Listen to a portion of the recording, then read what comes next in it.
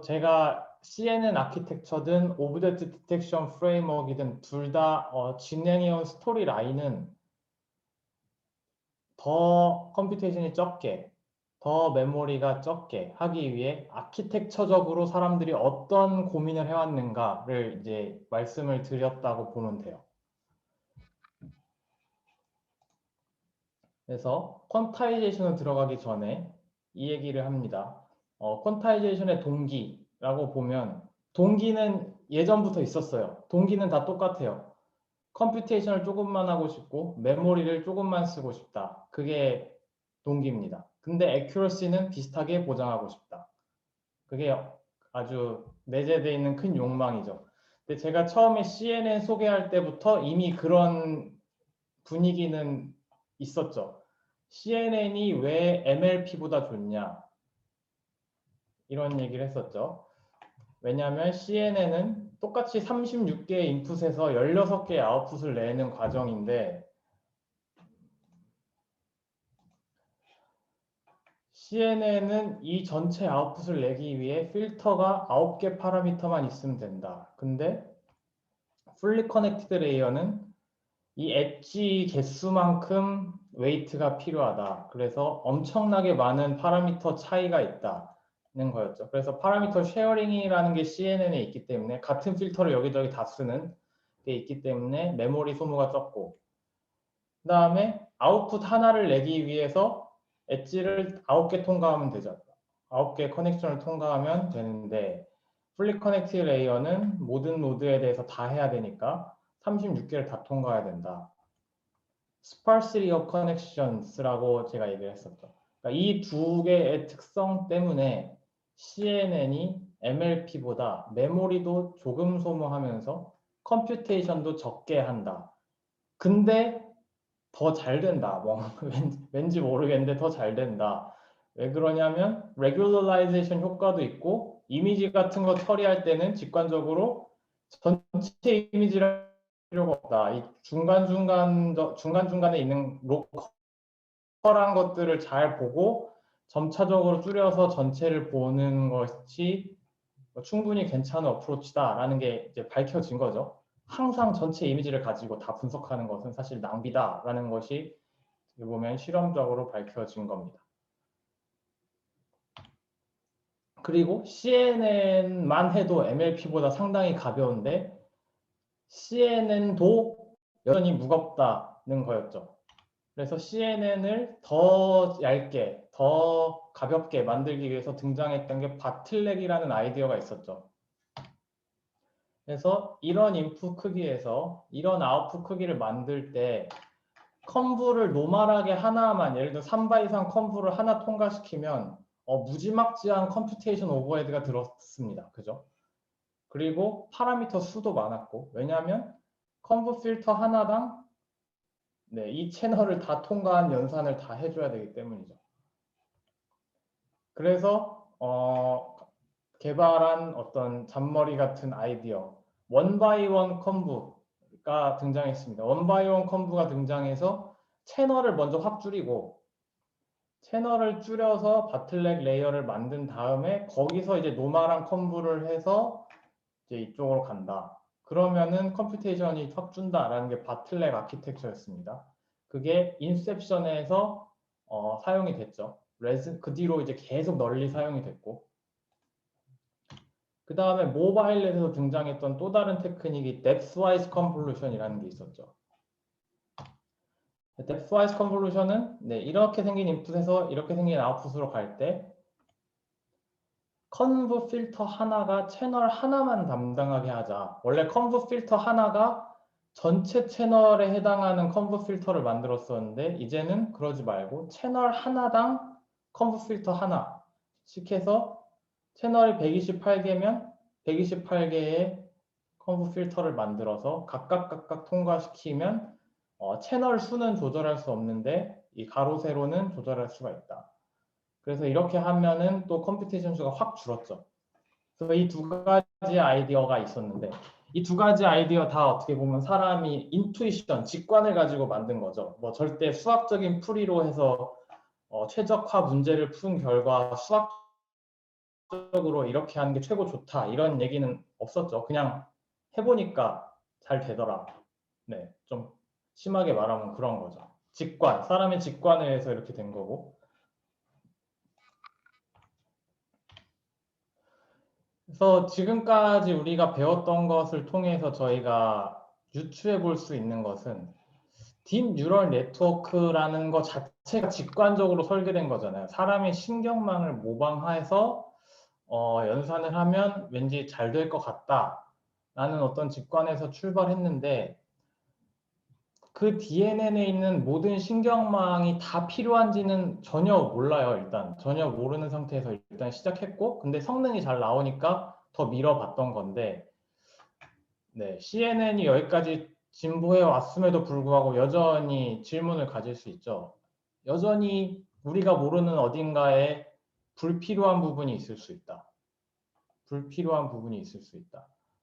그러면은 그 불필요한 게 정말 다방면으로 우리가 체크를 해볼 수 있어요. 지금까지는 항상 뭐 엣지를 좀 더 줄이고 뭐 인풋 사이즈를 좀 더 줄이고 뭐 이런 식으로 우리가 생각을 해왔다면 그런 사이즈들과 엣지가 다 유지된다고 쳤을 때 또 다른 종류의 질문을 던질 수 있는 거죠. 아, 내가 지금 똑같은 개수의 엣지, 웨이트를 가지고 똑같은 개수의 인풋, 아웃풋이 있는데 그 인풋, 아웃풋을 표현하는 단위가 32비트의 정보, 32개의 비트를 사용한 플로팅, 실수 숫자를 사용하면서 표시를 해왔었는데 모든 웨이트와 모든 액티베이션을 32비트 실수로 표현하는 게 필수적인가라는 질문을 던질 수 있습니다.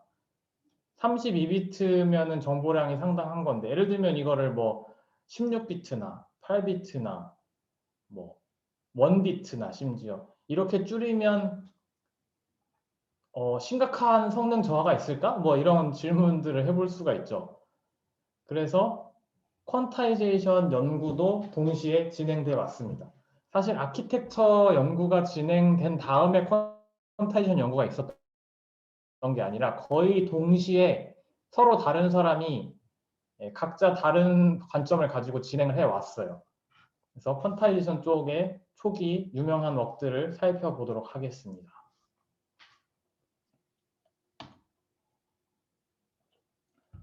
첫 번째 소개해드릴 게 립스에 출판됐던 바이너리 커넥트라는 거예요. 2015년이라 그러면 상당히 초창기라고 볼 수 있죠. 알렉스넷이 2012년에 나오고 인셉션이 2015년에 나왔나? 그렇죠. 그 다음에 레즈넷이 2016년에 나왔었나? 네, 그랬던 것 같은데. 바이너리 커넥트가 레즈넷보다 전에 나왔죠. 그러니까 아키텍처적으로 막 되게 간소화된 것들이 발명되기 전에 퀀타이제이션도 한번 사람들이 생각을 해본 거예요. 컨셉은 바이너리 커넥트, 바이너리라는 거에서 보면 아실 수 있어요. 엄청 극단적인 생각을 합니다. 지금 32비트로 되게 1점 몇, 0점 몇 이런 식으로 세세하게 정확하게 웨이트를 표현해 왔는데 이 웨이트를 진짜 극단적으로 1하고 마이너스 1로만 표현해도 되냐? 엄청 충격적인 발상 아닙니까? 1하고 마이너스 1로만 웨이트가 표현돼도 정확도가 나올까라는 질문을 던집니다. 되게 터무니 없어 보이죠? 근데 되니까 논문이 됐겠죠? 그러니까 이게 되게 사실 충격적인 결과인데 제가 처음 봤을 때는 그래서 뭐 0이면은 마이너스 1이고 1이면 1이고 그런 식으로 표현했겠죠. 이렇게 되면 뭐 너무나 당연한 얘기인데 좋은 점은 당연하죠. 일단 메모리가 32분의 1이 되겠죠. 32비트로 표현할 걸 다 한 비트로 표현했으니까. 그리고 곱셈이라는 것이 사라집니다. 웨이트 연산을 할 때. 모든 것이 덧셈과 뺄셈으로만 이루어지게 됩니다. 그러면은 컴퓨테이션이 무지막지하게 간단해지겠죠. 이건 그냥 단순히 비트 수가 줄어서 연산을 좀 더 조금하고 그런 관점이 아니라 멀티플리케이션 자체가 사라지는 거예요. 그래서 뭐 8비트로 줄이고 16비트로 줄이는 거랑 좀 차원이 다른 얘기입니다. 곱셈이 아예 사라진다. 엔드 게이트 뭐 NOR 게이트 뭐 이런 게이트 통과시켜서 끝날 수도 있고. 자, 그럼 바이너라이제이션을 어떤 식으로 할 거냐? 두 가지를 제안을 해요.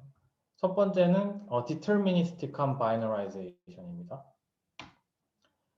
디터미니스틱한 거는 간단해요. 그러니까 W라는 웨이트를 내가 실수로 어쩌다 구했어요. 그레디언트 디센트를 했다고 해요. 그래서 W라는 웨이트를 구했는데 그 양수면 다 1로 때려 박아 버리겠다. 그리고 음수면 다 마이너스 1로 때려 박겠다. 그런 식으로 하겠다는 겁니다. 엄청 간단해 보이죠? 자, 1 아니면 마이너스 1로 다 하겠다. 양수, 음수이냐에 따라서. 그 다음에 이거는 좀 너무 뭔가 무식해서 성능이 안 나올 것 같은 의심이 드니까 조금 더 복잡한 방법을 취해보자. 확률적인 방법을 취해보자 라는 게 스토캐스틱이고, 스토캐스틱은 이렇게 합니다. 네. 이 시그마 W, 웨이트에다가 시그마 함수를 통과시켜서 확률을 구하고 그 확률만큼 1로 하고 1-P의 확률만큼 마이너스 1로 하는데, 그럼 이 시그마 함수가 중요하잖아요. 이게 이렇게 생긴 거예요. 이렇게 생겼는데 이게 하드 시그모이드라고 불리는 함수입니다. 시그모이드 함수는 아시잖아요. 근데 시그모이드 함수는 여기가 아주 스무스하게 가면서 절대 선에 닿지 않는 게 시그모이드잖아요. 그리고 이쪽도 각지지 않고 스무스하게 가면서 절대 닿지 않는 그게 이제 시그모이드 함수인데, 그거 하면 좀 복잡하니까 간단하게 하기 위해서 그냥 일자로 해서 여기서 딱 자르고, 그렇게 클리핑을 하는 게 하드 시그모이드입니다. 그러니까 하드한 거죠. 하드. 그래서 딱 잘라버리는, 매정하게 자르는 함수가 하드 시그모이드입니다. 그래서 이거를 이렇게 표현해요. 0하고 1 사이에서 클리핑하는 함수입니다. 그러면은 웨이트가 1보다 크면 무조건 확률 1이 되겠죠. 그래서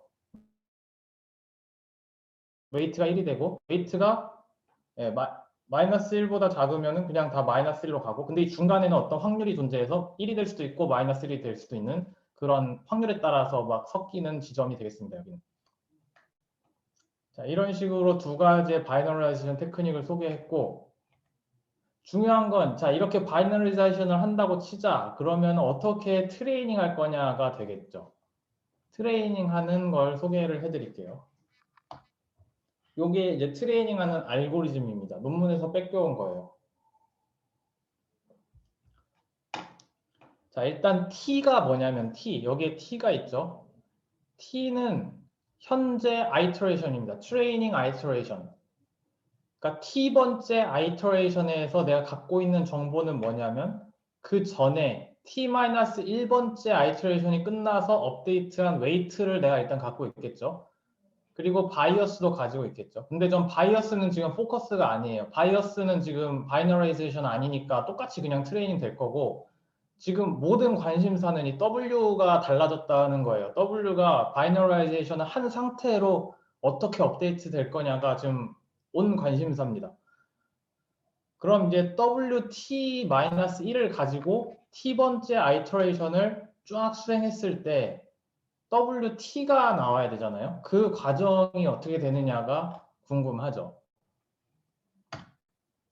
자, 일단 WT를 구하기 위해서 첫 번째, 거국적으로 보면 여기 다 똑같죠. forward propagation하고 backward propagation하고 그 다음에 gradient descent로 파라미터 업데이트하는 그 큰 과정은 똑같고 세부 사항이 다르겠죠. 세부 사항이 다른데 forward propagation 할 때 내가 지금 가지고 있는 웨이트를 죄다 바이너라이제이션을 합니다. 바이너라이제이션 하는데 일단 뭐 디터미니스틱 바이너라이제이션 했다고 쳐요. 그럼 1 아니면 마이너스 1이 그거에 따라서 되겠죠. 플러스 마이너스에 따라서. 그게 이제 WB입니다.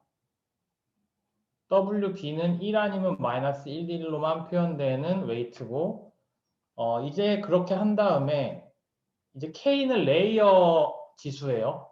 레이어를 첫 번째 레이어부터 L번째 레이어까지 쫙 하나씩 거치면서 forward propagation 할 텐데 그때 K번째 레이어에서 나오는 아웃풋이 AK, 이게 액티베이션.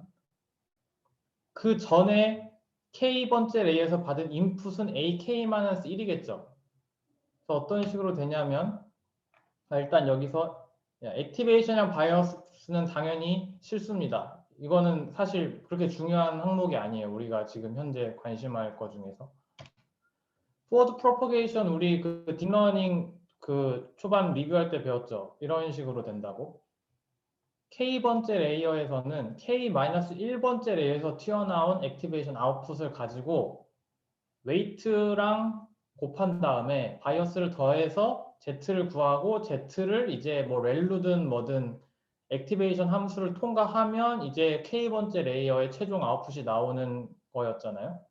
근데 여기서 이 웨이트 부분이 바뀌었네요. forward propagation을 했더니 여기가 이제 바이너리로 바뀐 겁니다.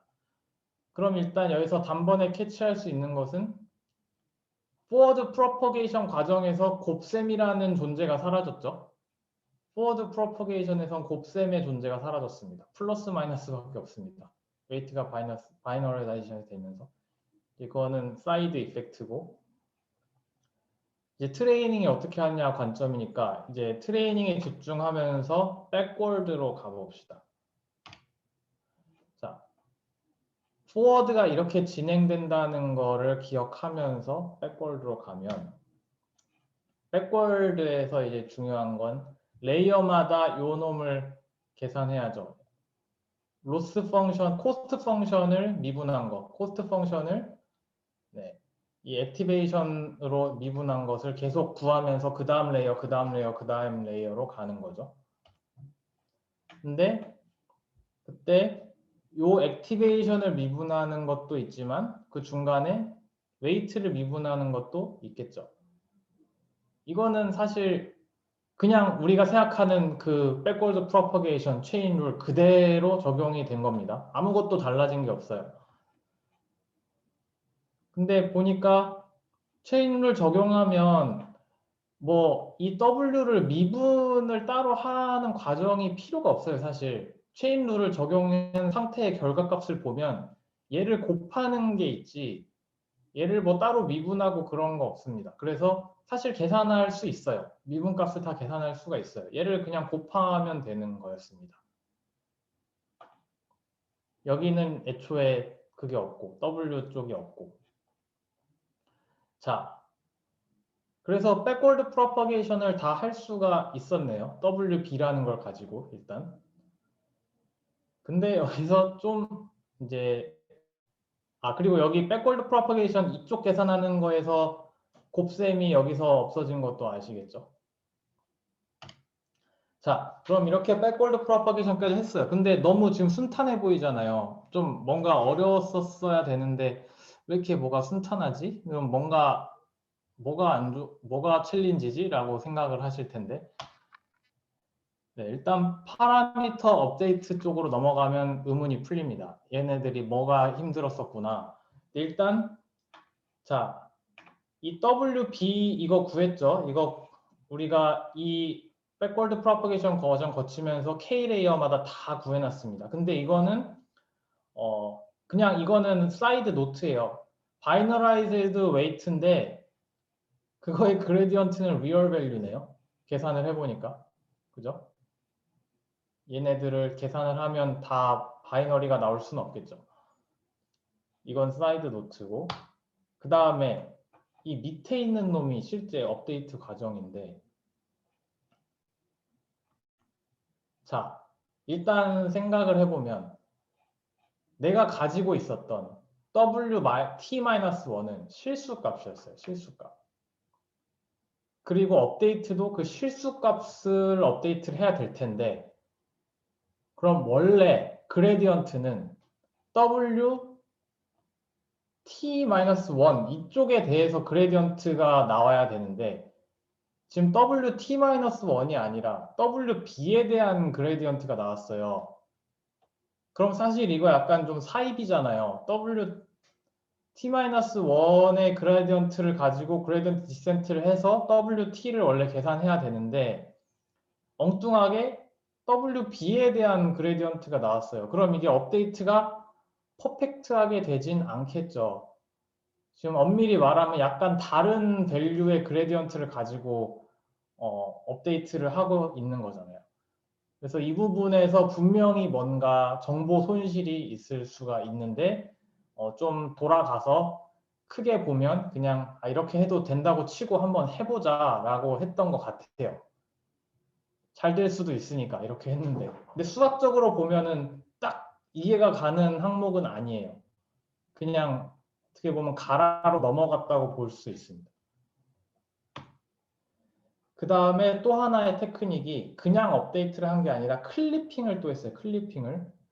클리핑을 했는데 왜 클리핑을 했냐면 regularization을 위해서 했습니다.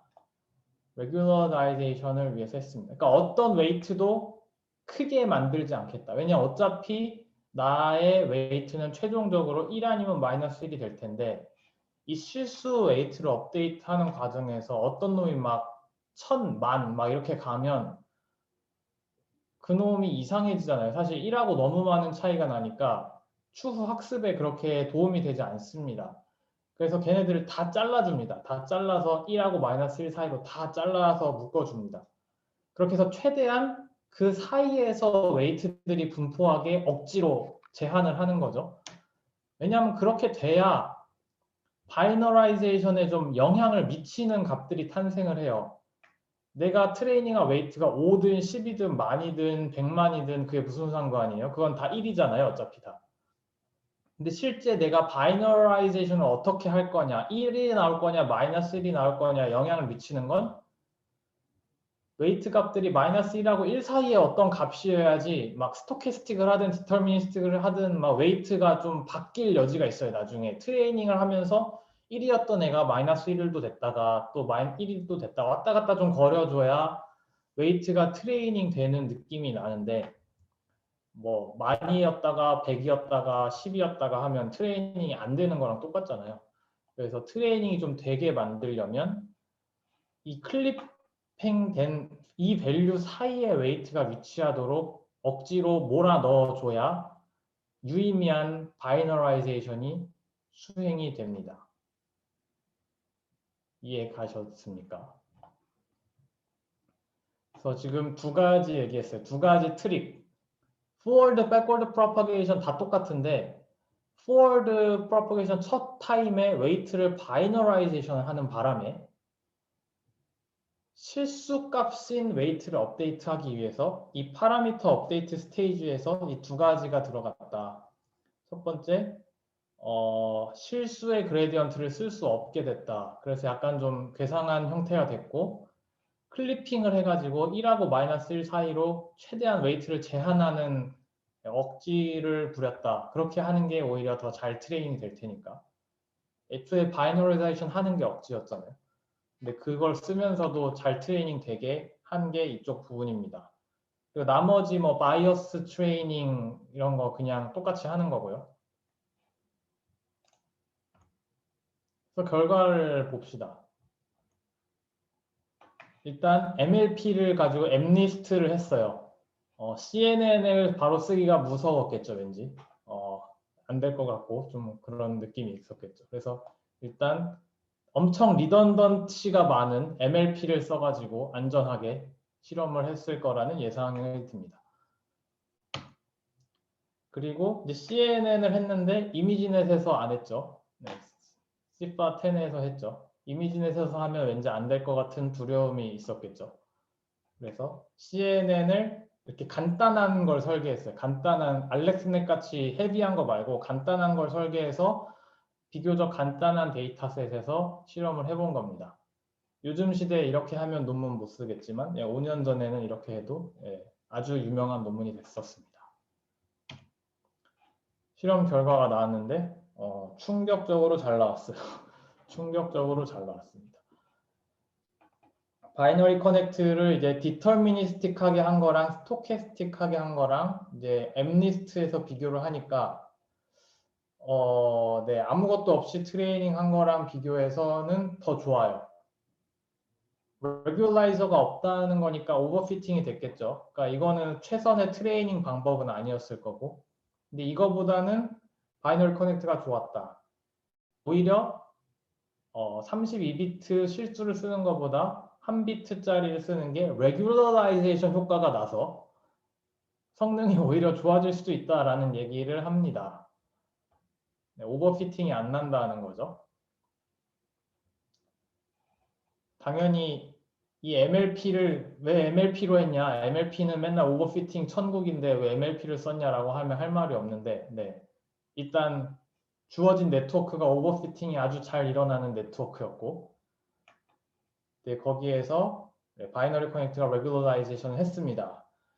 그리고 50%로 중간중간에 드랍아웃 하는 테크닉, 이때는 드랍아웃도 최신 기법이었다는 사실을 기억해 주시기 바랍니다. 그래서 드랍아웃 한 거랑 비교했는데 드랍아웃보다 조금 덜 좋았다. 그러니까 이 정도로 원비트로만 써도 충격적으로 성능이 좋을 수 있다라는 거를 어필을 했고, 그다음에 사이파 10에서 왜 드랍아웃을 안 했는지 저는 모르겠어요. 여기서 드랍아웃이 다 사라졌어요. 저는 왜 그런지는 잘 모르겠고. 근데 어쨌든 레귤라이저가 없는 것보다 좋다. 없는 것보다 좋다. 오버피팅을 막았기 때문에. 네. 그래서 약간 좀 결과를 보여주는 데 있어서 네, 좀 편향된 게 있어요. 누가 레귤러라이제이션 없이 트레이닝 하냐 요즘 세상에 이렇게 물어보면 할 말이 없죠. 근데 어쨌든 이분들은 성능을 어필해야 했으니까 이렇게 한 것 같습니다. 어쨌든 중요한 거는 바이너리 밸류를 가지고 트레이닝을 시켜도 성능이 터무니없이 안 좋아지진 않는다. 이런 레슨을 얻을 수 있어요. 충분히 괜찮을 수도 있겠다라는 얘기를 합니다. 이게 첫 번째 논문이고 상당히 큰 센세이션을 일으켰을 수 있겠죠.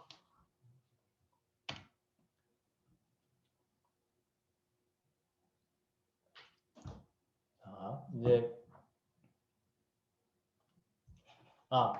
포워드에서 연산이 필요 없다는 게 이해가 가지 않습니다. 라고 질문해 주셨는데, 연산이 필요한데 곱셈이 필요가 없다고요. 곱셈. 곱셈 연산이 필요가 없습니다. 왜냐하면 1하고 마이너스 1밖에 없기 때문에 곱셈이라는 것이 이제 사라졌습니다. 플러스 마이너스로만 이루어지게 됐습니다. 맞나요?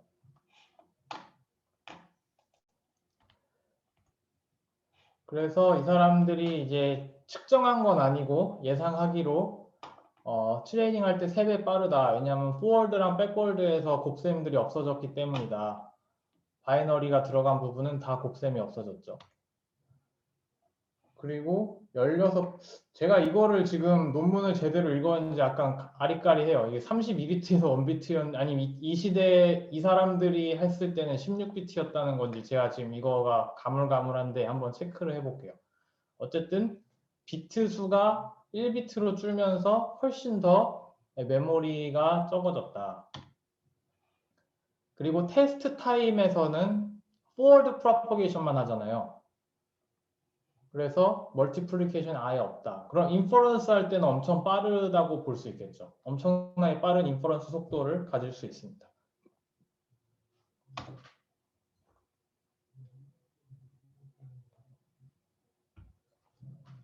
자, 소화가 되셨죠? 다음 걸로 넘어갈 거예요. 네, 소화가 되셨으리라 생각하고 이제 그 다음 질문은 그래 웨이트를 바이너라이징 했더니 잘 되는구나. 그럼 조금 더 막 나가보자 라고 얘기할 수 있죠. 액티베이션도 또 바이너라이제이션 하자. 그러면 또 심각한 성능 저하가 일어날까? 아니면 여전히 괜찮을까? 라는 질문을 할 수가 있죠. 그래서 그 다음 해에 제안을 합니다. Binarized Neural Network가 완전히 액티베이션이고 웨이트고 다 바이너라이즈 된 논문을 씁니다. 이게 첫 번째 논문 썼던 저자들이 그대로 썼나? 그랬던 것 같은데. 예, 되게 신났겠죠. 그대로 웨이트가 잘 되니까 액티베이션도 해봤다. 그래서 웨이트랑 액티베이션 둘 다 바이너리 밸류를 쓴다. 그럼 웨이트는 뭐 그대로 했을 거고 액티베이션은 어떻게 하느냐가 이제 퀘스천이죠. 그래서 이게 지금 포워드 프로퍼게이션은 하는 거예요. 제가 하나씩 설명을 드리겠습니다. 일단 자, 레이어 똑같이 K가 1에서 L까지 하나씩 전진을 할 때마다 이 사람들이 이거는 그 전에 BW 그 바이너리 커넥트에서 이미 나왔던 거 웨이트를 바이너라이즈는 한다. 그러니까 이건 새로울 게 없고 새로운 것은 일단 K번째 레이어 관점에서 봤을 때 K-1을 통과한 아웃풋이 바이너리 밸류겠죠. 일단 여기서 출발해서 하나씩 하나씩 가서 최종적으로 여기에 K번째 레이어를 통과한 아웃풋도 바이너리 밸류가 되어야겠죠. 근데 중간에 뭐 배치 노멀라이제이션도 해야 되고 웨이트도 통과하고 해야 되는데 어쨌든 마지막 K번째 레이어를 통과한 밸류는 바이너리가 돼야 됩니다. 그럼 그 중간 과정을 어떻게 거치는지 봅시다. 중간 과정 이거. 일단 바이너리 웨이트를 통과해서 곱해 주죠. 지금 곱했다고 표현했지만 엄밀히 말하면 곱이 아니라 플러스 마이너스 연산이 되겠죠. 그래서 그걸 통과한 액티베이션, 그 액티베이션 바로 전 단계가 SK가 됩니다. 바로 전 단계가 아니네. 이걸 또 배치 노멀라이제이션 해야 되니까. 그럼 이건 일단 실수긴 한데 엄밀히 말하면 인티저, 정수가 되겠죠. 왜냐하면 바이너리 밸류에다 바이너리 썸을 했으니까 네, 정수가 되겠죠. 근데 여기다 바이어스를 원래 더해야 될 텐데 왜 안 더했는지 모르겠네. 더하면은 실수가 되겠죠. 그 다음에 배치 노멀라이제이션 합니다. 이 세타는 배치 노멀라이제이션 파라미터라고 보시면 돼요. 뭐 평균이라든지 분산이라든지 이제 그런 파라미터들. 그걸 가지고 했더니 이제 AK가 나왔어요. 이거는 이제 실수인 액티베이션, 실수인 아웃풋. 이 두 개를 통과해서 나왔는데 그럼 이거를 배치 노멀라이제이션까지 통과한 다음에 바이너라이제이션을 합니다. 그래서 바이너리 밸류를 얻습니다. 이렇게 통과하는 거예요. 한번 쫙 통과하는 겁니다. 일단 배치 노멀라이제이션을 통과한 다음에 바이너라이제이션을 하는 것도 중요해요. 왜냐하면 배치 노멀라이제이션을 통과하면 평균이 0이 될 거잖아요. 노멀라이즈가 돼가지고 그러면은 바이너라이제이션 할 때 좀 편차가 없이 좀 더 정확한 표현을 할 수 있겠죠. 막 평균이 10 이런 상태에서 바이너레이션 하면 막 다 1로 몰려갈 거 아니에요, 애들이. 그렇게 하면은 바이너라이제이션이 되게 효과가 없으니까 0 주변에다가 몰아주고 그 다음에 바이너라이제이션 해서 이렇게 만듭니다. 그럼 forward propagation은 나름대로 또 straight forward 해요. 문제는 backward propagation을 어떻게 할 거냐가 될 텐데 자, backward propagation은 방금 이 과정을 그대로 뒤로 하나씩 돌아가야 되잖아요. 그래서 바이너리 K번째 아웃풋 바이너리 밸류의 그레디언트부터 시작해서 하나하나씩 이제 거꾸로 가야 돼요. 체인 룰을 쓰면서. 그게 이제 backward 알고리즘인데 일단 쉬운 거부터 해야 되니까 저는 여기서부터 가겠습니다. 위에서부터 하나씩 가겠습니다. 왜냐하면 맨 밑에가 제일 어려워요. 그래서 맨 밑에 이거 그러니까 여기선 위인데 알고리즘에서 밑이에요. 그래서 얘가 이제 최종 결과물인데 그래서 K-1번째의 바이너리에 대한 그레디언트는 우리가 이미 체인룰에서 알겠지만 그냥 웨이트 곱하면 되잖아요. 여기서 웨이트 곱하면 됩니다. 왜냐하면 여기서 여기로 갈 때 포워드 프로퍼게이션 할 때 웨이트 곱했으니까 거꾸로 갈 때도 웨이트 곱해가지고 체인룰에 의해서 하는 거죠. 그러니까 이건 간단한 거고 그 다음에 여기서 여기는 어떻게 가냐 세 번째에서 두 번째로는 어떻게 가냐 이것도 생각해보면 배치 노멀라이제이션이 해봐야 그냥 마이너스 한 번 하고 그 다음에 분수로 나누는 거잖아요. 곱셈이랑 덧셈, 뺄셈으로 이루어진 거니까 그냥 그 상수 똑같이 곱해주면 되겠죠. 체인 룰에 의해서. 그래서 배치 노멀라이제이션도 이렇게 거꾸로 가면 됩니다. 단순 연산에 의해서 흘러갈 수 있는데, 자, 이제 이 네 번째 걸 가지고 얘를 유추하는 게 이제 또 체인 룰을 의해서 해야 되는데 이게 좀 이상해요. 이게 뭐냐면, 자, 이 친구를 계산하려면 여기다가 얘를 곱해야 돼요. 맞습니까? 체인 룰에 의해서 얘로 미분한 것을 곱해줘야 합니다. 근데 얘가 뭐냐는 거예요. 얘가 뭔지 너는 알고 있니? 라는 겁니다. 아무도 몰라요. 아무도 몰라요.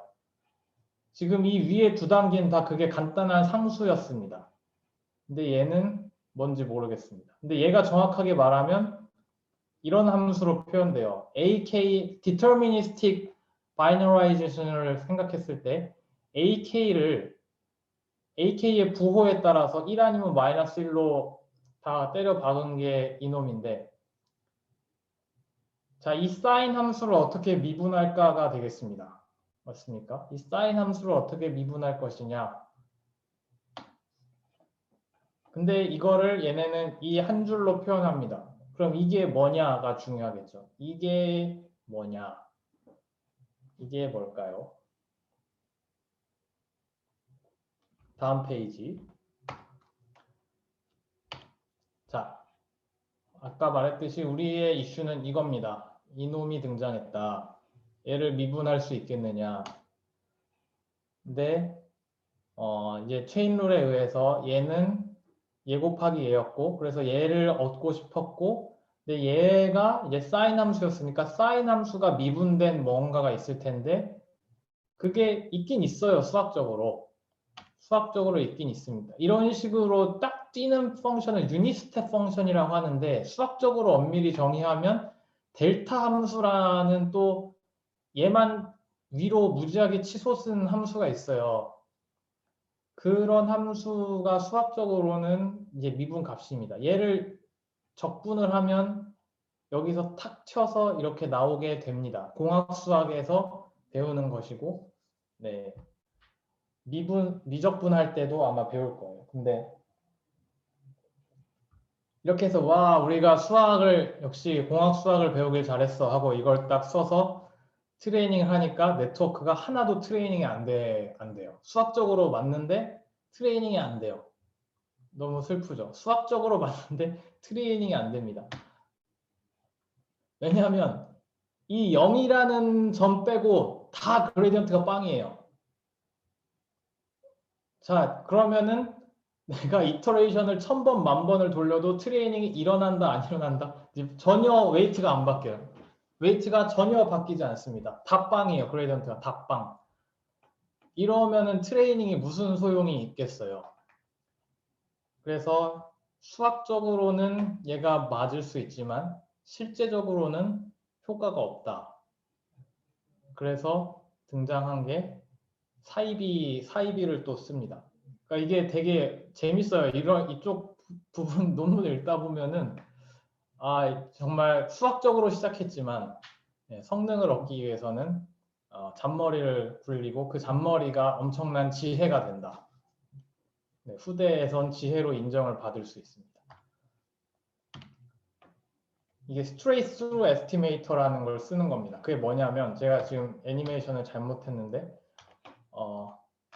straight through estimator는 자 일단 되게 마음을 유연하게 가지세요. 마음을 유연하게 가지시고 forward propagation에선 sin 함수로 했습니다. 하지만 back propagation을 위해서는 fake로 하이퍼볼릭 탄젠트 함수가 써였다고 뻥을 치겠습니다. 네, 뻥을 치겠습니다. 이게 안 쓰였는데 backward propagation에서만 이것이 쓰였었나 보다라고 생각하고 미분을 하겠습니다. 그러면 네, 이거는 미분이 좀 그럴듯하게 돼요. 왜냐면 이게 이런 함수거든요. 미분하면 마이너스 1에서 1, 4, n은 그레디언트 값 1이 되고 나머지는 빵이 됩니다. 이게 훨씬 좀 더 나아요. 0에서만 1이 되는 것보다. 마이너스 1에서 1 사이가 1이 되고 나머지는 다 빵이 되는 이런 에스티메이터를 씁니다. 그래서 이게 straight through estimator라는 것이고요. 그럼 그레디언트 값이 그나마 좀 살아 있습니다. 수학적으로 전혀 증명된 바 없고 써보니까 됐습니다. 써보니까 됐고 이게 논문에서 막 이걸 써야 한다라고 주장한 게 아니에요. 어떤 분이 그냥 수업에서 저처럼 강의를 했어요. 강의를 하는데 그냥 캐주얼하게 얘기한 거예요. 근데 뭐 이렇게 해보면 뭐 될 수도 있다. 해보니까 좀 되더라. 근데 이제 그분이 워낙 저명하신 분이다 보니까 사람들이 그걸 해보고 진짜 되네 하고 논문에다 씁니다. 근데 래퍼로 달기가 되게 애매해서 그 사람이 강의 때 뭐 이런 얘기를 했듯이 뭐 썼는데 어쨌든 됐다. 그리고 증명 없고 임피리컬하게 찾은 거고 증명은 뭐 야, 성능이 잘 나왔으니까 뭐 어쩌겠어. 성능이 잘 나왔으면 된 거지. 이렇게 넘어갑니다. 그래서 이게 바로 straight through estimator라는 거고 어쨌든 어떤 지혜가 있는 거예요. 많은 경험에서 우러나온 이런 페이크, 아주 정교한 페이크를 쓰셔서 다른 것들도 다 시도해 보셨겠죠 아마. 근데 이게 된 겁니다. 사인 함수를 미분한 게 아니라 이 친구를 미분한 걸로 백포월드를 했다. 파라미터 업데이트는 그냥 똑같이 하는 겁니다. 아까 그 그레디언트 구한 걸로 그냥 하면 돼요.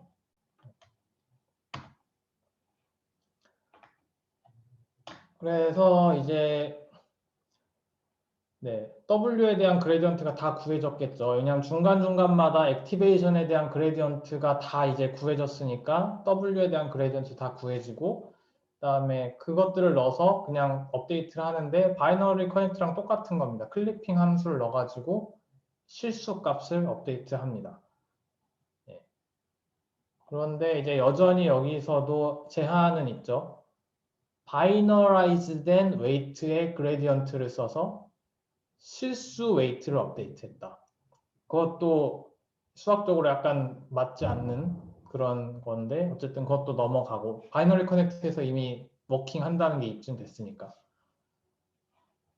어쨌든 그렇게 해서 업데이트를 합니다.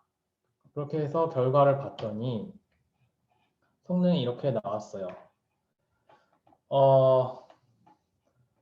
바이너라이즈 뉴럴 네트워크를 쓴 것이 이렇게 성능이 나왔고 바이너리 커넥트랑 비교했을 때 뭐 아키텍처에 따라서 뭐 조금 좋아지고 뭐 조금 나빠지고 하는데 뭐 그렇게 대동소이하다. 그러니까 바이너리 커넥트보다 심각하게 나빠지지 않는다. 이제 그게 결과물이에요. 바이너리 커넥트가 뭐 C5에서 9.9%의 에러인데 액티베이션까지 했을 때 뭐 당연히 안 좋아. 그러니까 좋아질 수는 없어요. 안 좋아지겠죠. 왜냐하면 뭐 웨이트를 바이너라이제이션 하면은 뭐 레귤라이제이션 효과라도 있는데 인풋은 그냥 정보를 읽는 거잖아요. 인풋을 바이너라이제이션 한다는 건 정보가 사라지는 거예요. 그래서 어쨌든 나빠질 텐데 그래도 아주 심하게 나빠지진 않는다 결과물을 내놓습니다. 그래서 바이너리 커넥트보다 살짝 안 좋아도 안 좋습니다. 가 이제 결과물이고 이제 오늘의 마지막 조금 더 복잡해요. 조금 더 복잡하다는 경고를 드릴 테니까 잠시 1분 동안 지금까지 한 거를 쭉 한번 보시고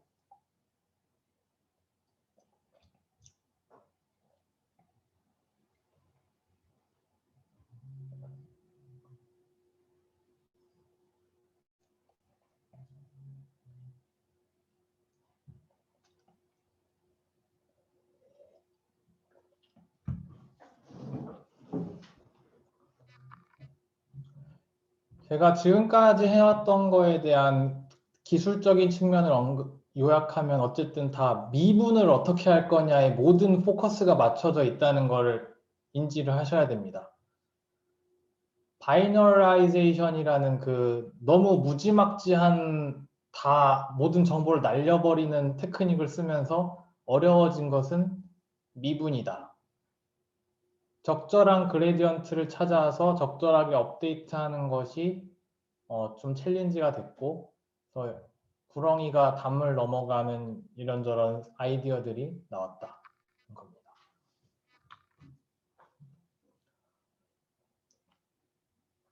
자, 이제로 가볼게요. 이제 다음 논문은 왠지 한 스텝 더 나가서 지금까지 이제 좀 장난하지 말고 좀 심각한 일을 좀 해보자. 퀀타이제이션 가지고 뭐 누가 엠리스트 가지고 하냐는 거죠. 엠리스트로 잘 동작하는 건 뭘 해도 잘 동작해 라고 얘기할 수도 있죠. 아무거나 해도 원래 엠리스트는 잘 돌아가는 거야 라고 사람들이 얘기할 수 있죠. 근데 중요한 건 이미지넷 같이 1000개의 이미지를 클래시피케이션 하고 알렉스넷 같이 복잡한 걸 만들어 가지고 승리한 그런 이미지넷에서도 퀀타이제이션 했더니 돼? 안 돼? 이런 질문을 이제 하겠죠. 이게 당연히 더 챌린지한 태스크고 이쪽으로 퀀타이제이션 하는 분들이 진입을 합니다. 그래서 내놓은 논문이 XNORNet입니다. XNORNet인데 얘도 웨이트도 퀀타이제이션하고 액티베이션도 퀀타이제이션 해요. 근데 제가 설명하는 순서는 첫 번째는 웨이트만 퀀타이제이션 했을 때를 쫙 설명을 하고 그 다음에 액티베이션을 퀀타이제이션 하는 걸 설명하는데 앞에 두 개보다 약간 더 수학적입니다.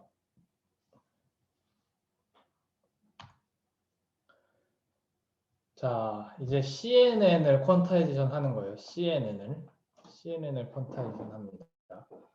CNN이 컨브 필터가 이렇게 생겼죠. 지금 어떻게 생겼냐면 이게 지금 채널 깊이, 그 다음에 이게 가로, 그 다음에 이게 세로, 3차원 컨브 필터죠.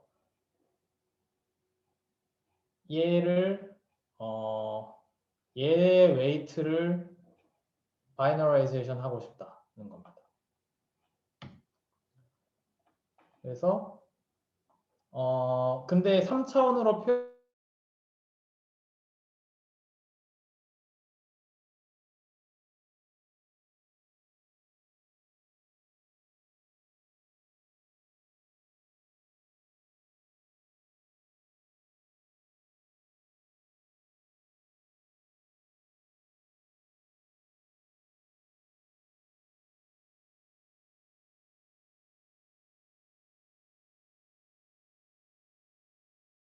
를 가진 벡터입니다. 근데 이제 중요한 건 B를 어떻게 구할 거냐, 뭐가 마이너스 1이고 뭐가 1인 걸 어떻게 구할 거냐라는 게 이제 앞으로 다룰 것이고, 그리고 이 사람들이 해보니까 되게 이 사람들도 1 아닌 마이너스 1로 해보고 싶었겠지만 이렇게 했더니 안 됐나 봐요. 네, 잘 안 됐어요. 그래서 리얼 밸류로 스케일링 팩터를 하나 정도 넣자. 이제 이 정도는 좀 봐주자라는 겁니다. 그래서 이런 식으로 만들겠다. W에 근사한 바이너라이제이션 벡터 곱하기 실수값 하나. 아주 나쁘진 않아요. 왜냐하면 원래 C 곱하기 W 곱하기 H개만큼의 실수값이 있었어야 됐는데 이 전체에 대해서 그냥 실수값 하나만 칩니다. 그러니까 엄청 메모리가 줄어든 건 여전히 똑같아요. 메모리가 매우 줄어든 건 여전히 똑같습니다. 컨버 필터의 리얼 밸류 딱 하나입니다. 그래서 모든 웨이트가 알파 아니면 마이너스 알파가 되겠죠. 알파냐 마이너스 알파냐 이 둘 중 하나의 선택권밖에 없어요. 얘네는. 그리고 인풋을 컨버 필터를 통과시키는 과정도 원래 이게 I 실수 인풋이고 W가 실수 컨버 필터라고 했을 때 이게 이제 이런 식으로 바뀌는데 W가 알파 곱하기 B니까 I랑 B를 컨브하고 거기다가 알파 하나 띡 곱하면 되겠죠. 근데 이 과정은 멀티플리케이션이 전혀 없는 플러스 마이너스 연산이 될 거니까 여전히 엄청난 개인이 있습니다. 이 전체 컨브 필터를 계산하기 위해서 곱셈 한 번 합니다. 한 번. 이 곱셈이 왜 한 번이냐면 이 컨버 필터를 통과한 엘리먼트 하나, 값 하나 나오는 거 아시죠? 이게 지금 전체 인풋을 말하는 게 아니라 C 곱하기 W 곱하기 H 필터가 한 번 통과할 그 인풋 사이즈예요. 그래서 I에다가 W 컨버하면 엘리먼트 값 하나 나오는 겁니다. 하나 나오는 거. 그래서 이 괄호를 계산하면 스칼라 값 하나 나오고 그 값 하나에다가 알파 곱하겠다는 거예요. 그래서 아웃풋 하나 구할 때 곱셈 하나, not too bad. 네, 괜찮은 거예요. 이 정도는 좀 용인해 달라. 하지만 액큐러시가 잘 나오겠다라는 거겠죠. 자, 그럼 이제 알파 어떻게 구하냐라고 물어볼 수 있죠. 알파 어떻게 구할래? 알파 어떻게 구할래? 라고 물어보는데 이거를 어떻게 구할지 보죠. 약간 좀 더 수학적으로 그럴듯한 포뮬레이션을 합니다. 일단 W랑 가장 비슷한 알파, 베타, 알파에다가 B를 곱했을 때 W랑 가장 비슷하게 만들어야 되고 이게 지금 코스트 펑션이에요. 그래서 얘를 최소화할 수 있는 알파 스타랑 베타 스타를 구해보자 라는 거예요. 그럼 이제 코스트 펑션을 미분하고 막 그런 일을 해야겠죠. 알파에 대해서도 미분하고 B에 대해서도 미분하고 뭔가 그런 걸 해야 될 텐데 일단 코스트 펑션은 L2 놈이니까 트랜스포즈를 시켜서 곱하는 거랑 똑같아요. 그죠? 그럼 전개를 하면 이런 식으로 나옵니다. 이런 식으로 나오는데 얘는 상수가 돼요. B가 무엇이든 간에 얘는 상수가 됩니다. 왜냐하면 B가 마이너스 1 아니면 1인데 B의 트랜스포즈에다 B를 곱하면 서로 부호가 같은 놈끼리 곱해질 거 아니에요? 다? 그럼 엘리먼트 수만큼 다 1이 발생하게 돼요. 다 1이 되죠. 마이너스 1끼리 곱하고 1끼리 곱하고 해서 다 더하니까 1들을 다 더한 게 결국 최종 값이 돼서 n이 됩니다. n은 지금 여기에서 좀 간단하게 하기 위해서 이렇게 표현한 건데 엘리먼트 개수예요. C 곱하기 W 곱하기 H개만큼의 1이 발생해서 얘는 그냥 상수가 됩니다. B를 어떻게 계산하든 간에 상관없어요. 그럼 이제 남아있는 부분은 얘죠. B랑 알파가 남아있는 부분이 얘네요.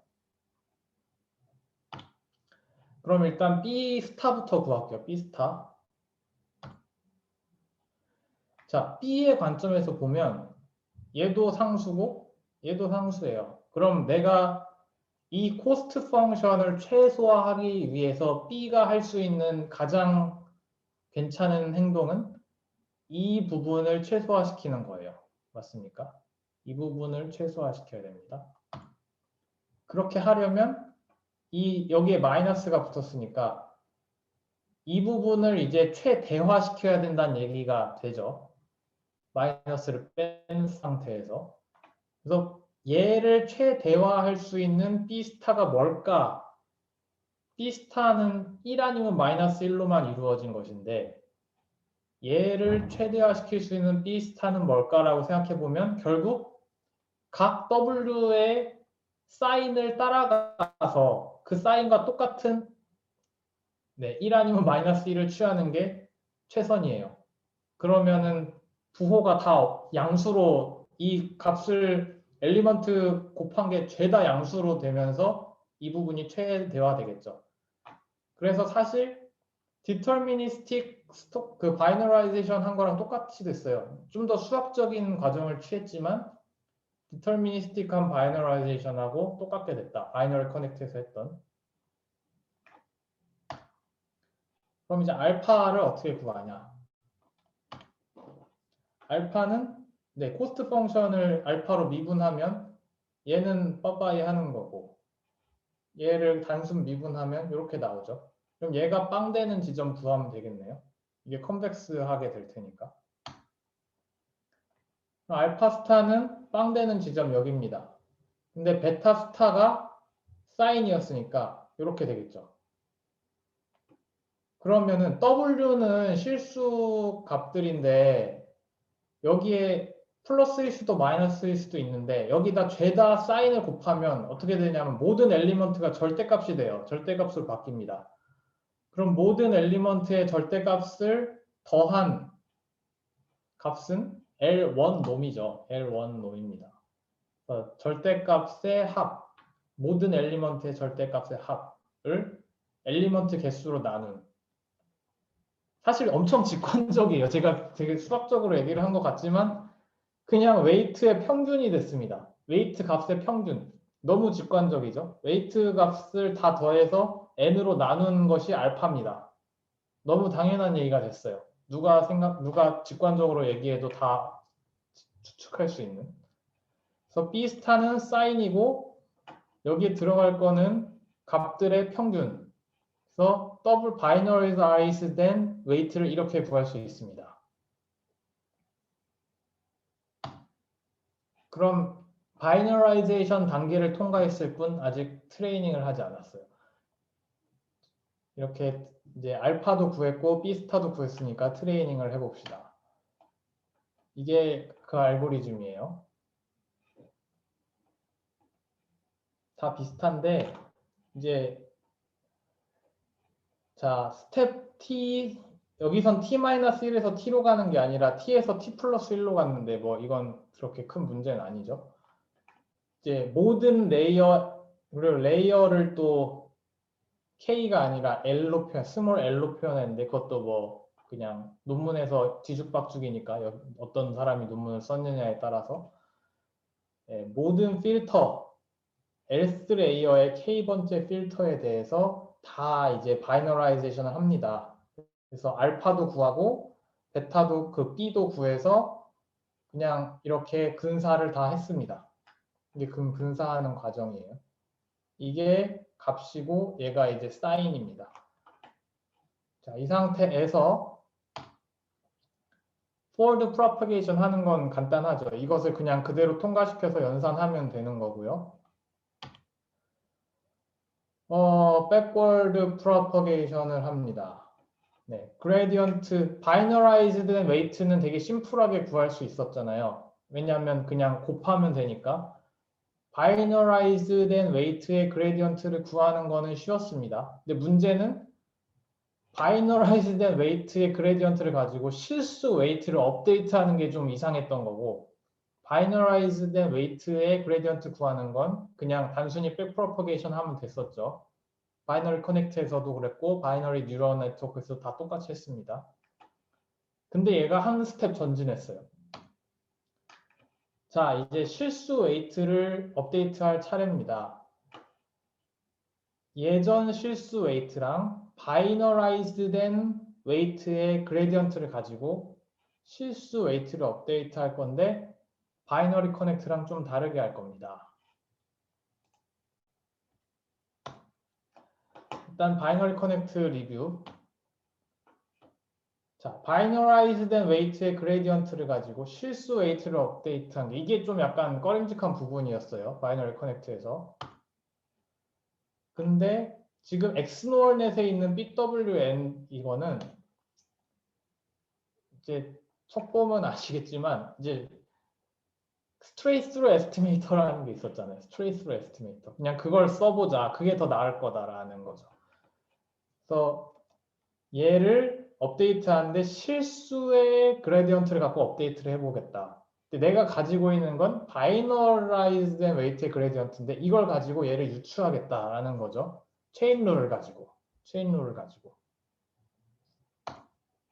그러니까 이게 이런 식으로 나올 거 아니에요. 실수의 그레디언트를 구하려면 바이너라이즈된 그레디언트에다가 네, 요거를 또 미분하면 되잖아요.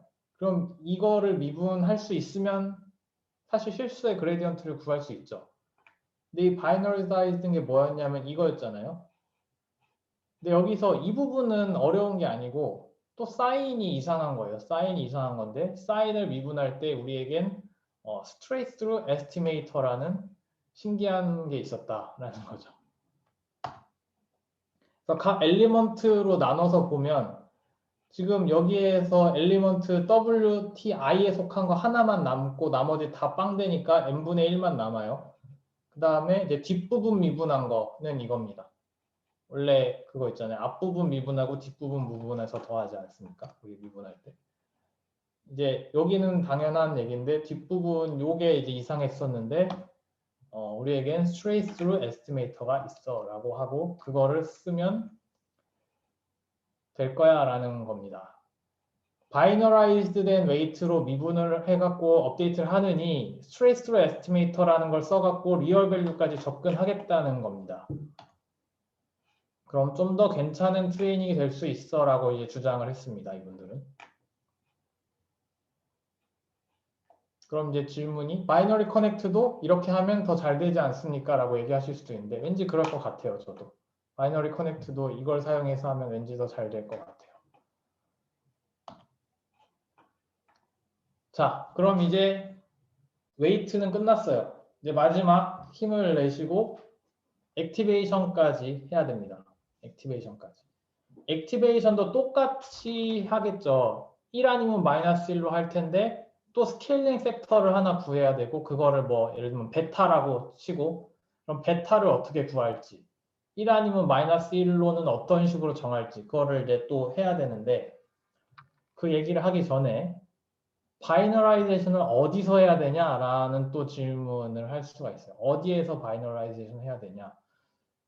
그 전에 BNN에서는 배치 노멀라이제이션 다음에 바이너라이제이션을 했죠. 다 웨이트 통과하고 왜냐하면 그렇게 하는 게 평균 값이 빵이니까 더 좀 괜찮다라고 얘기를 했죠. CNN에서 그 방식을 그대로 유지하면 어떻게 되냐면 리얼 밸류 인풋을 받아서 웨이트는 이미 바이너라이즈는 됐고 그럼 컴포 필터 통과시키고 그럼 리얼 밸류 나오고 여기서 배치 노멀라이제이션 하고 얘를 바이너라이즈 하는 게 이제 기존 어프로치를 그대로 적용한 게 되겠죠. 그 다음에 뭐가 되냐면 풀링을 하겠죠. 컨브 레이어는 중간중간에. 근데 이게 풀링이 좀 안 좋아요. 풀링이 왜냐면 여기가 1 아니면 마이너스 1이잖아요. 현재. 그러니까 알파 아니면 마이너스 알파인 상태인데 베타 아니면 마이너스 베타인 상태겠죠. 인풋이니까. 맥스 풀링을 했다고 쳐요. 그럼 이 XK는 그냥 심플하게 말해서 베타 천지가 됩니다. 대부분 베타고 어쩌다가 마이너스 베타가 몇 개 있는 일단 값이 2개밖에 있을 수가 없죠. 근데 그 와중에서도 거의 다 베타예요. 그럼 이 풀링 레이어를 통과한 이후에 연산이 딱히 의미가 없을 수 있어요. 정보가 너무 다 날아갑니다. 이건 너무 슬픈 일이죠. 이렇게 하기 싫었어요. 이 사람들은. 엑스노어넷에서는 여기서 여기까지 가는데 중간에 좀 트위킹을 합니다. 네, 뭘 하는지 보죠. 일단 바이너라이제이션이 마지막 단계가 아니라 컨볼루션이 마지막 단계예요. 컨볼루션이.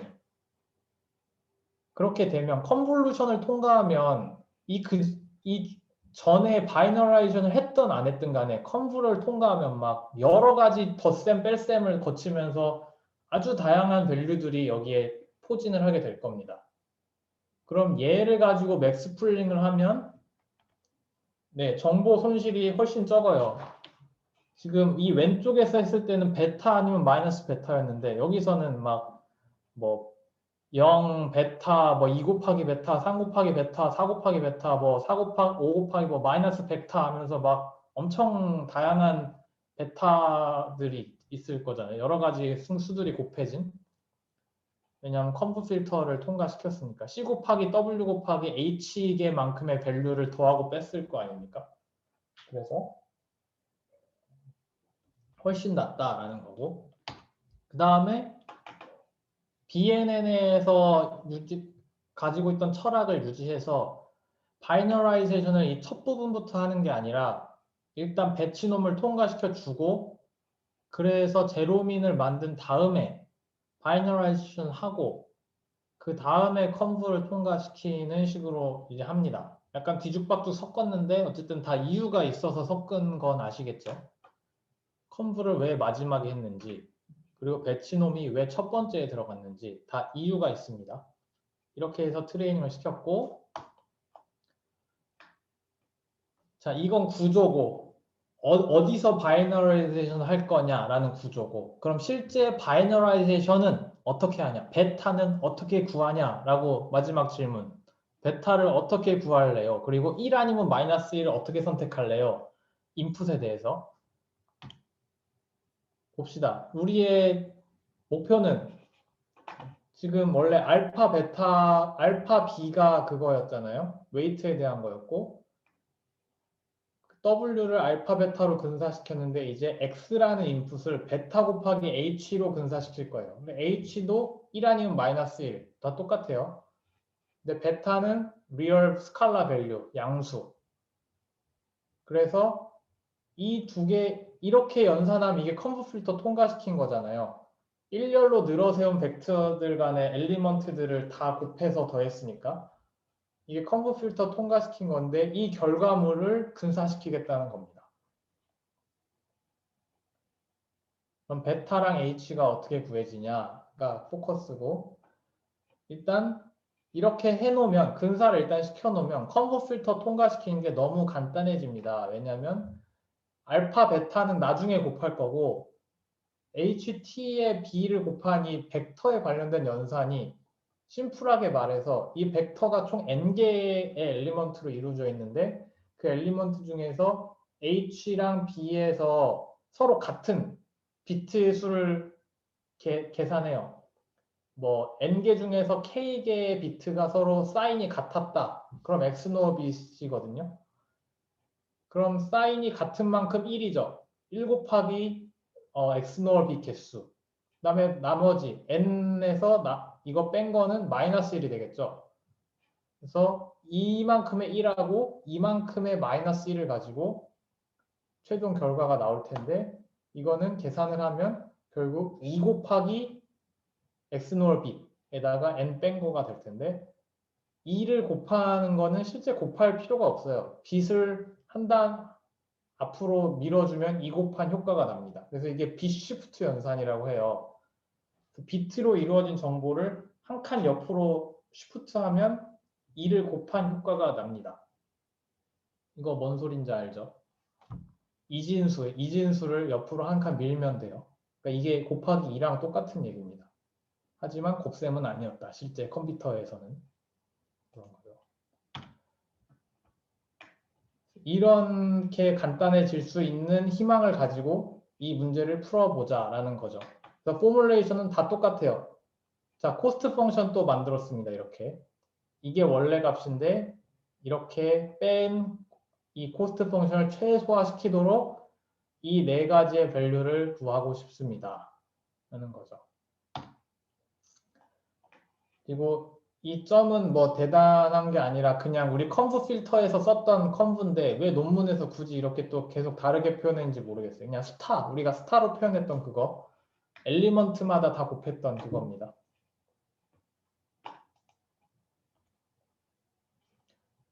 이거를 좀 더 간단하게 만들려면 그냥 이렇게 하면 돼요. 사실 얘를 y로 퉁치고 얘를 y로 퉁치고 얘를 c로 퉁치고 알파 베타 곱한 걸 그냥 감마라고 쳐요. 그럼 문제가 똑같아졌네요.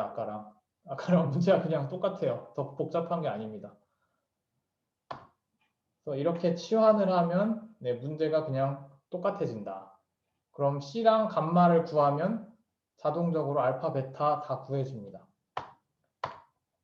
그래서 아까 풀었던 거랑 똑같이 C 스타를 구할 수 있는데 C 스타는 결국 Y의 사인이죠.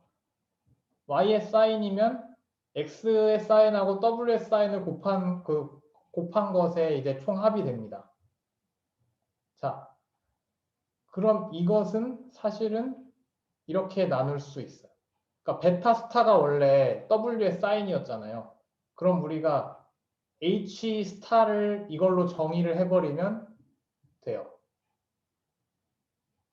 H 스타를 이렇게 정의하고 각자 쓰겠다. 그러면 그냥 문제가 풀려버립니다. 그리고 감마 스타도 L1 놈의 평균이었죠. n으로 나눈 거였죠. 근데 얘는 이 두 개의 곱이었잖아요.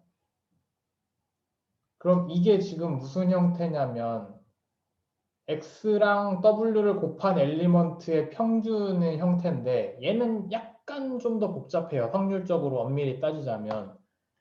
왜냐면 확률적으로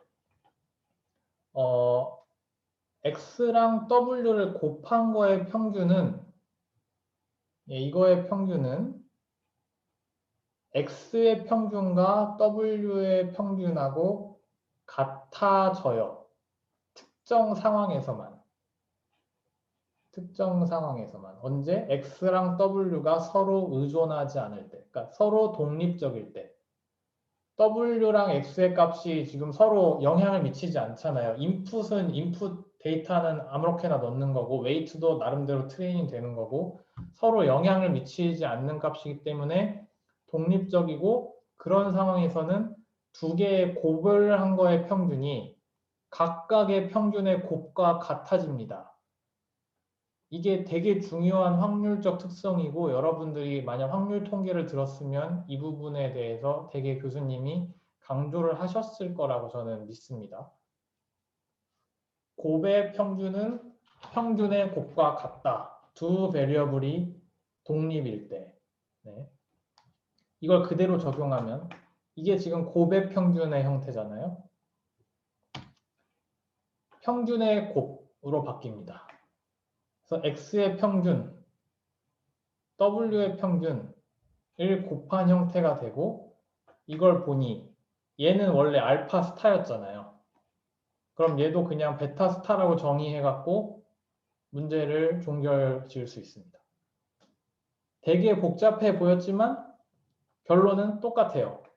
결론은 똑같습니다. 근데 어쨌든 논문이 논리적으로 전기가 돼야 되잖아요. 근데 누가 생각해도 이거를 그냥 찍어서 맞출 수도 있을 텐데 왜냐하면 직관적으로 뭐 인풋의 평균을 내 가지고 스케일링 팩터를 곱하는 게 가장 괜찮다라고 말할 수 있잖아요. 하지만 논문은 엄밀해야 하고 그게 수학적으로 말이 돼야 되기 때문에 이 과정을 이해하시면 좋고 네. 이런 게 시험에 나오면 너무 좋겠죠. 잘 공부를 해보세요. 자, 요거 다 똑같은 과정으로 계산됐다는 걸 아시고 마지막 자 이거를 다음 시간에 할까요? 이 페이지를 다음 시간에 할까 아니면 지금 할까요? 여러분들 시간이 약간 오버됐는데 한 페이지 남았는데 이걸 다음 시간에 할까요? 지금 할까요? 시간이 11시에 뭐가 있으신 분들이 있으면은 네. 다음 시간. 그럼 다음 시간에 지금 자, 일단 11시에 수업이 있으신 분이 있으면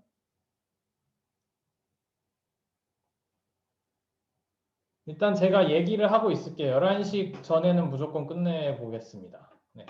그리고 다음 시간에 한 번 더 리뷰를 하면 좋겠죠. 네. 리뷰를 같이 해보죠. 한 55분까지 얘기를 해봅시다. 자, 베타를 칼큘레이션을 하는데, 그러니까 여긴 약간 좀 더 부가적인 거예요. 좀 더 극단적으로 효율을 높이고 싶다라는 관점에서 출발하는 겁니다. 일단 앞부분까지만 해도 트레이닝 하는데 전혀 문제 없어요.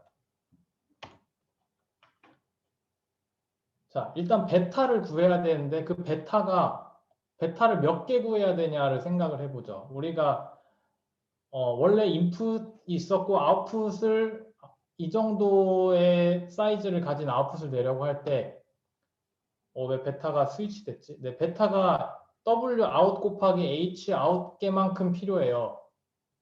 인풋이 그러니까 컴프 필터 한 번 통과하는 데마다 인풋의 베타 값을 계산해서 해야 되잖아요.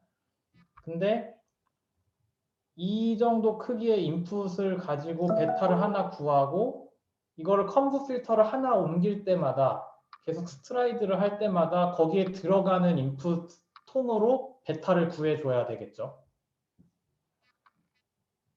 그래서 베타를 이만큼 개수를 구해야 되는데 이렇게 하는 게 과연 필수적이냐라는 질문입니다. 왜냐하면 지금 컨브 필터가 한 칸 옮겨서 x1에 대해서 컨브를 쫙 했는데 그럼 베타 1을 가지고 계산을 했겠죠. 근데 스트라이드를 해서 한 칸 옮겼어요.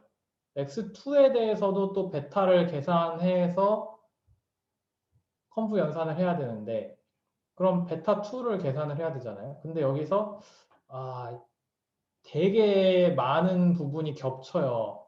많은 부분이 겹치는데 이쪽 부분 덧셈을 x1 할 때 이미 다 했을 텐데 x2 할 때도 또 새로 여기 다 더해야 되냐 이런 질문을 할 수 있죠. 이거 겹치는 거 계속하면 낭비잖아요. 이거를 적게 하고 싶다는 겁니다. 그래서 세 가지의 솔루션, 세 스텝의 솔루션이 있습니다. 첫 번째, 자 일단 채널 디멘전을 쫙 지부시킵니다. 채널 디멘전을 쫙 지부시켜요. 그래서 지금 가로 세로는 이쪽 부분인데 채널이 이쪽 인덱스잖아요. 이 채널 부분을 다 평균을 내서 2차원 벡터로 만듭니다. 채널 부분 엘리먼트를 다 평균을 내서 2차원 벡터로 만들어요. 그러면은 여기에 있는 각 엘리먼트는 다 채널 부분이 평균 내진 엘리먼트들이 있을 거고 그걸 가지고 그 컨브 필터에 해당하는 만큼 다 이 WF랑 HF에 해당하는 만큼 죄다 베타를 미리 구해 놓습니다. 베타를 미리 구해놔요. 어떻게 보면 베타를 다 계산한 게 맞아요. 베타를 다 계산한 게 맞는데 조금 달라요. 조금 달라요. 왜냐하면 각각의 베타를 구해서 이만큼의 베타를 구한 게 아니라 일단 C개만큼의 평균을 미리 냈거든요. 미리 내서 2차원 벡터로 줄이고 그 상태에서 이만큼의 베타를 계산해서 구한 거기 때문에 채널 개수만큼의 컴퓨테이션 게인이 있습니다. 채널을 먼저 찌부시킨 것에서 나온 게인이에요. 그래서 이 K라는 벡터는 어떻게 이루어져 있냐면 W 아웃이랑 H 아웃으로 디멘전을 가진 2차원 벡터인데 각 엘리먼트가 그 아웃풋 엘리먼트를 계산하기 위한 베타 값들로 이루어져 있습니다. 베타 하나 값. 다 그 위치에 해당하는 아웃풋을 구하기 위한 베타 값으로 이루어져 있습니다. 그래서 결론적으로 보면 이만큼의 베타를 구한 것인데 그 과정을 채널을 먼저 에버리지 시킨 것 때문에 여기서 개인이 생겼다는 겁니다. 그래서 이런 식이에요. 원래 이런 컨브를 해야 되는데 알파는 이미 나왔으니까 여기서 뺐고 그 다음에 K 베타로 이루어진 아웃풋 디멘전 하나하나마다 다 베타로 이루어진 K라는 거를 또 빼놓고 그럼 얘네들은 이제 스칼라 값들이 되겠죠. 그리고 이 속에다가는 플러스 마이너스 1로만 이루어진 컨브 연산을 해서 여기는 무지 간단하게 만들고 뒷부분에 이제 실수값들을 가지고 연산을 해서 하면 훨씬 간단해진다. 이 K를 구하는 테크닉이 뭔지 조금 더 이해를 한번 해보시고 일단 중요한 건 3차원을 가지고 다 베타를 이것저것 만들던 거를 2차원으로 줄인 다음에 베타를 만들면서 컴퓨테이션 횟수가 줄었다가 핵심입니다. 그래서 리절트는 그냥 비슷하게 나왔는데 바이너리 커넥트보다 좋아요. 왜냐하면 실수 값이 들어갔으니까. 그리고 바이너리 뉴러널 네트워크보다도 좋습니다. 실수 값이 들어갔으니까. 알렉스넷보다 안 좋습니다. 근데 최대한 비슷하게 갑니다. 그 웨이트만 퀀타이제이션 했을 때는 거의 비슷하고 액티베이션을 퀀타이제이션 하면 항상 성능이 좀 많이 줄어요. 그리고 레즈넷이랑 구글넷도 했습니다. 풀 프로시전보다 안 좋습니다. 안 좋은데 아주 심각하게 안 좋지는 않다라는 게 주장이죠.